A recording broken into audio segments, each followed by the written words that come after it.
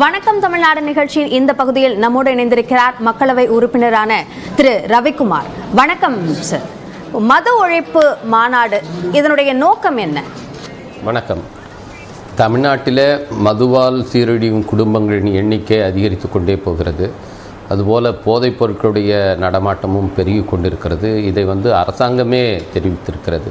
மாநிலங்களவையில் எழுத்துப்பூர்வமாக அளிக்கப்பட்ட பதிலில் கூட தமிழ்நாட்டில் மது அருந்துகிறவருடைய எண்ணிக்கையும் சரி, அதுபோல் கஞ்சா மற்றும் போதைப் பொருட்களுடைய பயன்பாடும் சரி அதிகரித்து கொண்டே போகிறது என்பதற்கான புள்ளி விவரங்களையும் கொடுத்துருக்காங்க. இது இந்தியா முழுமைக்குமான ஒரு பிரச்சனையாக இருக்கிறது. அதில் தமிழ்நாட்டில் ஒரு பிரச்சனையாக இருக்கிறது. மது ஒழிப்பு மாநாட்டோட முக்கிய அம்சங்களில் ஒன்று கள்ளச்சாராயம் ஒழிக்கப்பட வேண்டும் என்பது. இதோட மரணங்கள் பெருவாரியாக நிகழ்ந்தது மரக்காணம்ல இருந்தது, அப்புறம் கள்ளக்குறிச்சியில் இருந்தது. இந்த விஷயங்கள் எல்லாமும் கூட குறிப்பிடப்படுது. அப்போ இது தமிழ்நாடு அரசுடைய அவர்களை வலியுறுத்தக்கூடிய ஒரு மாநாடு அப்படின்னு பார்க்கணுமா, அல்லது அவர்களுக்கு எதிரான மாநாடு அப்படின்னு பார்க்கணுமா? தமிழ்நாடு அரசுக்கு எதிரான மாநாடு அல்ல, இது தமிழ்நாடு அரசுக்கும் உடன்பாடான ஒரு விஷயந்தான். இப்போ தமிழ்நாடு அரசில் பல துறைகள் இருக்குது. அதில் மதுவிலக்கு ஆயத்தீர்வைத்துறை என்று ஒன்று இருக்கிறது. மதுவிலக்கை பிரச்சாரம் பண்ணுவதற்கான துறை தான் அது. எனவே அரசாங்கமே செய்கிற ஒரு கடமையை தான் இன்றைக்கு விடுதலை சிறுத்தைகள் கட்சி முன்னெடுத்திருக்கிறோம். அது மட்டுமல்ல, கட்சியாக திராவிட முன்னேற்றக் கழகத்துக்கும் உடன்பாடான ஒரு கொள்கை தான் இது. 2016ஆம் ஆண்டில் முத்தமிழறிஞர் கலைஞர் அவர்கள் உயிரோடு இருக்கும்போது அன்றைக்கு அவர்கள் வெளியிட்ட தேர்தல் அறிக்கையில் நாங்கள் ஆட்சிக்கு வந்தால் முதல்ல மது கடைகளை மூடுவதற்கான உத்தரவைத்தான் பிறப்பிப்போம் என்று அன்றைக்கு கலைஞர் அவர்கள் வாக்குறுதி அளித்திருந்தார். அன்றைக்கு அவர்கள் ஆட்சி அதிகாரத்தை பெற முடியாமல் போய்விட்டது. அன்றைக்கி அதிமுக அவங்களும் வாக்குறுதி கொடுத்தாங்க, நாங்கள் படிப்படியாக மூடுவோம் என்று. செல்வி ஜெயலலிதா அவர்கள் ஆட்சி அமைத்ததும் அதே போல் கொஞ்சம் கொஞ்சம் கடைகளை மூடுவதாக அறிவித்தார். ஆனால் அதில் முழுமையாக அவர் ஈடுபாடு காட்டவில்லை. அதிமுக அரசு பிறகு திரு எடப்பாடி அவர்கள் தலைமையில் கூட ஒரு 500 கடைகளை மூடுவதாக ஒரு சமயம் அறிவித்தார்கள். இது எல்லா கட்சிகளுக்குமே உடன்பாட ஒரு கொள்கை தான், அரசாங்கத்துக்கும் உடன்பாடான ஒரு கொள்கை தான். அது மட்டுமல்ல, நம்முடைய அரசமைப்பு சட்டத்திலேயே உறுப்பு 47 மதுவிலக்கு பரப்புரை மேற்கொள்ள வேண்டும், முழுமையாக மதுவிலக்கை இந்தியா முழுமைக்கும் கொண்டு வர வேண்டும் என்று சொல்லியிருக்கிறது. எனவே நாங்கள் முன்னெடுக்கிற இந்த பரப்புரை என்பது அரசமைப்பு சட்டத்துக்கு உகந்தது, இந்திய அரசினுடைய கொள்கைக்கு உகந்தது, தமிழ்நாடு அரசினுடைய கொள்கைக்கு உகந்தது. கட்சிகளாக பார்த்தால் திமுக அதிமுக என்று எல்லா கட்சிகளுக்கும் உகந்த ஒரு பிரச்சனையைத்தான் நாங்கள் எடுத்திருக்கிறோம். இது யாருக்கும் எதிரானதல்ல. மதுவிலக்கு வேண்டும் என்ற கோரிக்கையில் எல்லா கட்சிகளுமே ஒரே எண்ணத்தோடு தான் இருக்காங்க அப்படின்றத குறிப்பிட்டீங்க. ஆனால் திமுக எதிர்கட்சியாக இருந்தபோது அதில் காட்டிய தீவிரத்தை தற்போது காண்பிக்கவில்லை அப்படின்ற எண்ணம் இருக்கா விசிகாவுக்கு? இல்லை, காண்பிக்கவில்லை என்பதை விட காண்பிக்க வேண்டும் என்பது தான் எங்களுடைய வேண்டுகோள். ஏன்னா அவங்களுக்கும் உடன்பாடான ஒரு விஷயம். இன்றைக்கு முத்தமிழறிஞர் கலைஞருடைய 100ஆண்டு நிறைவு அடைந்திருக்கிறது. இதில் இன்னொரு சிக்னிஃபிகண்ட்டான ஒரு முக்கியத்துவம் வாய்ந்த ஒரு நிகழ்வும் இருக்கிறது. 1974ஆம் ஆண்டு செப்டம்பர் 1ஆம் நாள் தான் கலைஞர் அவர்கள் முதலமைச்சராக இருந்தபோது மதுக்கடைகளை மூடினார். அந்த மூடிய அந்த நிகழ்வுடைய பொன்விழா நிறைவடைந்திருக்கிறது. எனவே 100ஆண்டு விழாவை கொண்டாடுகிற நேரத்தில் இந்த பொன்விழாவையும் நினைவு கூர்ந்து கலைஞர் அவர்கள் எப்படி 1974 துணிச்சலாக அந்த முடிவை எடுத்தாரோ அதை போல இன்றைய திமுக அரசும் எடுக்க வேண்டும். அது கலைஞர் அவர்களுக்கு அவருடைய 100ஆண்டு நிறைவிலே செய்கிற ஒரு மரியாதையாகவும் இருக்கும் என்று நாங்கள் கருதுகிறோம். இப்போ கூட்டணிக்குள்ள இருந்து வலியுறுத்த முடியாது என்பதனால்தான் இப்போ மாநாடாக நடத்துவதற்கான ஏற்பாட்டை விடுதலை சிறுத்தைகள் கட்சி செய்திருக்கா? அப்படி அல்ல. இது கூட்டணியில் ஒரு கட்சி இடம் வரும்போது ஒரு கொள்கையை வெளியில் ஒரு பரப்புரை மேற்கொள்வது, அதற்காக ஒரு மாநாடு நடத்துவது என்பது தவறானதல்ல. அது கூட்டணிக்கு எதிரானதோ முரணானதோ அல்ல. இந்த கருத்தை வலுப்படுத்தக்கூடியது, இந்த கூட்டணிக்கு வலு சேர்க்கக்கூடியது தான். இப்போ மதுக்கடைகள் தமிழ்நாட்டில் கொண்டு வரப்பட்டதில் திமுகவுக்கும் சரி அதிமுகவுக்கும் சரி இருவருக்குமே பங்கு இருக்குது என்ற கருத்து தான் சொல்லப்படுது. அப்படி இருக்கும்போது இந்த மாநாட்டில் பங்கேற்கிறதுக்கு அதிமுகவுக்கு அழைப்பு விடுக்கப்பட்டதோட நோக்கம் என்ன? அதிமுகவுக்கு மட்டுமல்ல, எங்கள் தலைவர் வந்து இதில் சாதியவாத மதவாத கட்சிகள் தவிர வேறு யாராக இருந்தாலும் இதில் பங்கேற்கலாம் என்று தான் சொன்னார். அப்போ ஒருத்தர் கேட்கும் போது அதிமுகவுக்கு பங்கேற்கலாமான்னா நிச்சயமாக பங்கேற்கலாம் என்று தான் சொன்னார் தவிர அதிமுகவுக்கு தனியாக நாங்கள் எந்த அழைப்பையும் விடுக்கவில்லை. ஏனென்று சொன்னால் 2016 உங்களுக்கெல்லாம் நினைவிருக்கும், திரு சசி பெருமாள் என்கிறவர் இதற்காக ஒரு போராட்டத்தை ஒரு தனிநபர் இது முன்னெடுத்தார். அவர் இதுக்காகவே அந்த போராட்டத்திலே உயிர் நீத்தார். அந்த சமயத்தில் எல்லா இடத்துலையும் இது ஒரு பெரிய எழுச்சியான ஒரு போராட்டமாக மாறியது. மரியாதைக்குரிய வைகோ அவர்களுடைய தாயார் அவர் தலைமையிலே அங்கே வந்து கலிங்கப்பட்டியில் மிகப்பெரிய போராட்டம் நடைபெற்றது. இப்படி தமிழ்நாடு முழுக்க ஒரு கொந்தளிப்பான ஒரு சூழல் அன்றைக்கு உருவானது. யாரும் பெரிய கட்சிகள் ஈடுபடாமலேயே மக்களே தானாக அந்த போராட்டத்தில் ஈடுபட்டார்கள்.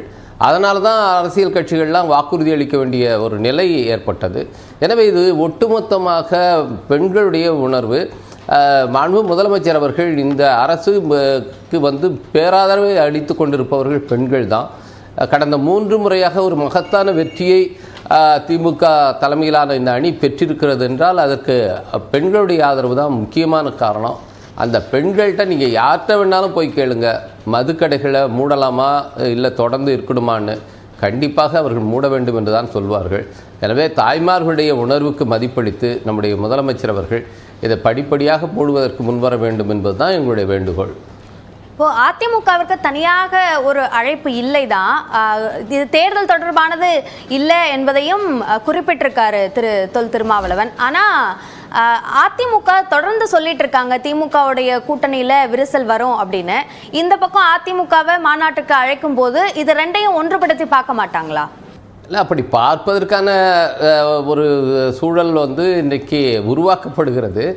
ஆனால் நாங்கள் வந்து உறுதியாக இருக்கிறோம். அதாவது திராவிட முன்னேற்றக் கழக தலைமையிலான இந்த அணி என்பது மதச்சார்பின்மை என்ற ஒரு கருத்தியலின் அடிப்படையில் அமைக்கப்பட்ட அணி. திராவிட முன்னேற்றக் கழகம் இன்றைக்கு மதச்சார்பின்மை கருத்தில் ஊன்றி நிற்கிற உறுதியாக நிற்கிற ஒரு கட்சி. இந்திய அளவிலே நம்முடைய முதலமைச்சர் அவர்களும் முன்முயற்சி எடுத்துத்தான் இன்றைக்கு இந்தியா கூட்டணி என்ற ஒரு பெரிய மகத்தான கூட்டணி இன்றைக்கு உருவாக்கி பாரதிய ஜனதா கட்சி அங்கே சிறுபான்மை அரசை நடத்துகிற ஒரு நிலை ஏற்பட்டிருக்கிறது. அடுத்தடுத்து இனிமேல் பாஜக எந்த ஒரு மாநில தேர்தலிலும் வெற்றி பெறவே முடியாது என்கிற ஒரு சூழல் ஏற்பட்டிருக்கிறது. அடுத்தது ஹரியானாவிலோ மகாராஷ்டிராவிலோ ஜார்க்கண்டிலோ நடக்க போகிற தேர்தல்கள் அனைத்திலும் பாஜக படுதோல்வி அடையப் போகிறது. இதற்கு காரணம் இந்த அணி என்பது மதச்சார்பின்மை என்ற ஒரு உறுதியான கருத்தியலின் அடிப்படையில் கட்டப்பட்டிருக்கிறது. அதில் எந்த மாற்றமும் கிடையாது. எனவே இந்த அணியில் ஒரு சலசலப்போ இதிலே ஒரு குழப்பமோ ஏற்படுவதற்கு எந்த வாய்ப்பும் கிடையாது. இது உறுதியாக இருக்கிறது.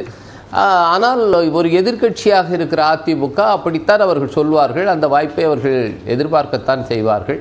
எனவே அவர்கள் சொல்வதில் ஒன்றும் தப்பு இல்லை, அவர்களுடைய ஆசையிலும் ஒன்றும் குற்றம் இல்லை. அதிமுக பாஜகவுடைய கூட்டணியிலிருந்து வெளியேறணும் என்ற தன்னுடைய விருப்பத்தை முதல்ல வெளிப்படுத்தியவரும் திரு தொல் திருமாவளவன் தான். அப்போ கூட்டணியிலிருந்து அதிமுக வெளியேறிய உடனேயே விசிகாவோட கூட்டணி அமைப்பதற்கான வாய்ப்பு இருக்குமோ என்றெல்லாம் பேசப்பட்டது. பல இடங்கள்ல அது தவிர்க்கப்பட்டாலும் கூட திமுகவுடைய செயல்பாடுகள் சார்ந்த சில விமர்சனங்களை விசிகா முன்வைக்கும் போது அதிமுக பக்கம் இன்னமும் நெருங்குகிறதோ விசிகா என்ற சந்தேகமும் எழுப்பப்படுது. இல்லை, நாங்கள் அதிமுக மட்டுமல்ல, இன்றைக்கு பாட்டாளி மக்கள் கட்சியும் கூட பாரதிய ஜனதா கட்சி கூட்டணியில் இருந்து வெளியேற வேண்டும் என்பது தான் எங்களுடைய வேண்டுகோள். ஏன்னா திரு பாமகவை மரியாதைக்குரிய மருத்துவர் அவர்கள் நிறுவிய போது, அதை உருவாக்கிய போது அந்த கட்சிக்கு என்னென்னலாம் லட்சியம் என்று அவர் குறிப்பிட்டாரோ அதற்கு நேர் எதிரான ஒரு கட்சி பாரதிய ஜனதா கட்சி. அந்த கட்சியோடு கூட்டணி அமைப்பது என்பது அந்த கட்சிக்கு பாட்டாளி மக்கள் கட்சிக்கு ஆதரவளித்து கொண்டிருக்கிற மிகவும் பிற்படுத்தப்பட்ட மக்களுக்கு ஒரு உண்மையிலேயே செய்கிற நன்மை இல்லை. எனவே இதை முன்வைத்து நாங்கள் தொடர்ந்து சொல்கிறோம், நீங்களும் ஒரு சமூக நீதியில் அக்கறை கொண்டவர், அதில் உறுதியாக இருந்தவர் தான். எனவே நீங்களும் போய் பாஜகவுக்கு ஆதரவு கொடுக்காதீர்கள், அந்த நச்சு செடி பரவுவதற்கு உதவாதீர்கள் என்று தான் நாங்கள் கேட்கிறோம். எனவே பாஜக இங்கே தனிமைப்படுத்தப்பட வேண்டும், அரசியல் ரீதியாக தனிமைப்படுத்தப்பட வேண்டும் என்பது விடுதலை சிறுத்தைகள் கட்சியுடைய நிலைப்பாடு. அந்த விதத்தில் நாங்கள் இந்த கருத்தை தெரிவித்து வருகிறோம், எங்கள் தலைவர் தெரிவித்து வந்தார். அதனாலேயே இப்போ பாமக பாஜகவிலிருந்து வெளியேறிவிட்டால் நாங்கள் உடனே கூட்டணி அமைப்போம் என்று பொருள் அல்ல. தலித்துகளுக்கு எதிரான வன்முறை நடக்கிறது, அதனை கட்டுப்படுத்துவதில் அரசனுடைய செயல்பாடு குறித்த உங்கள் கருத்து என்ன? அது உண்மைதான். இந்த திராவிட முன்னேற்றக் கழக அரசு பொறுப்பேற்றதற்கு பிறகான புள்ளி விவரங்களை பார்க்கும்போது இந்த தலித் மக்களுக்கு எதிரான வன்கொடுமைகளுடைய எண்ணிக்கை அதிகரித்து கொண்டே போகிறது. அதுபோல் அதனுடைய தன்மையும் மிக குரூரமாக மாறி இருக்கிறது என்பதை பார்க்கிறோம். வேங்கை வகையில் அதுக்கு ஒரு சாட்சியாக இருக்கிறது. இன்னும் அந்த குற்றவாளிகள் கண்டறியப்படவில்லை என்பது எல்லோருக்குமே மிகப்பெரிய உறுத்தலாக இருக்கிறது. இதெல்லாம் உண்மைதான். ஆனால் இதுக்கு அரசாங்கம் மட்டுமே காரணம் என்று நாங்கள் நினைக்கவில்லை. இதில் நான் தொடர்ந்து சுட்டிக்காட்டுவது, தமிழ்நாட்டில் வலதுசாரி அரசியலுடைய அந்த செல்வாக்கு ஓங்கி வருவதற்கும் இந்த வன்கொடுமைகளுடைய அளவு அதிகரிப்பதற்கும் நேரடியான தொடர்பு இருக்கிறது. எங்கெல்லாம் இந்த இந்துத்துவ அரசியல் செல்வாக்கு பெறுகிறதோ அங்கெல்லாம் இதுபோல தலித் மக்களுக்கு எதிரான, பெண்களுக்கு எதிரான, சிறுபான்மையினருக்கு எதிரான குற்றங்கள் அதிகரித்து கொண்டே வரும். இதை நீங்கள் அவங்க செல்வாக்கு பெற்றிருக்க எந்த மாநிலத்தையும் எடுத்து பார்க்கலாம். அதே போன்ற ஒரு நிலையைத்தான் நான் இங்கே பார்க்கிறேன். பாரதிய ஜனதா கட்சி அதுக்கு கூட்டணி கட்சிகள் சேர்ந்து கொண்டு அவர்களுடைய அரசியல் இன்னைக்கு செல்வாக்கு பெறும்போது இந்த குற்றங்களும் அதிகரிக்கின்றன. எனவே இதில் மாண்பு முதலமைச்சர் அவர்கள் விழிப்போடு உறுதியோடு இருந்து தமிழ்நாடு இன்னொரு ராஜஸ்தானாகவோ இல்லை ஒரு மத்திய பிரதேசமாகவோ உத்தரப்பிரதேசமாகவோ மாறிவிடாமல் தடுப்பது என்பது அவருடைய கடமை. அதை நாங்கள் தொடர்ந்து வலியுறுத்தி வருகிறோம். இணைப்பில் எங்களுடைய பல்வேறு கேள்விகளுக்கு பதிலளித்தமைக்கு நன்றி திரு ரவிக்குமார். நன்றி.